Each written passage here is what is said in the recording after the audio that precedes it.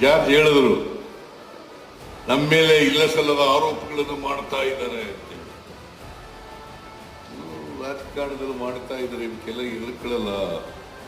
ನಾನು ಯಾವತ್ತೂ ಕೂಡ ಹೋರಾಟದ ಹಿನ್ನೆಲೆಯಿಂದ ಬಂದಿರತಕ್ಕಂಥದ್ದು, ಸುಳ್ಳು ಆರೋಪಗಳಿಗೆ ಯಾವತ್ತೂ ಎದುರಲ್ಲ.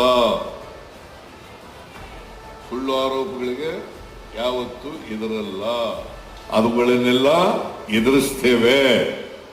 ಬಹಳ ಜನ ಕಾಯ್ಕೊಂಡಿದ್ದಾರೆ, ಸಿದ್ದರಾಮಯ್ಯ ರಾಜೀನಾಮೆ ಕೊಟ್ಬಿಡ್ತೇನೆ, ಸಿದ್ದರಾಮಯ್ಯ ರಾಜೀನಾಮೆ ಕೊಟ್ಬಿಡ್ತೇನೆ. ನಾನು ತಪ್ಪು ಮಾಡೇ ಇಲ್ಲ, ಅದರಿಂದ ರಾಜೀನಾಮೆ ಕೊಡತಕ್ಕಂಥ ಸನ್ನಿವೇಶ ನಿರ್ಮಾಣ ಆಗಲ್ಲ, ರಾಜೀನಾಮೆ ಕೊಡಲ್ಲ.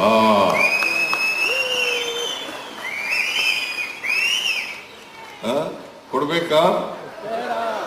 ಕೊಡ್ಬೇಕೇನ್ರಿ?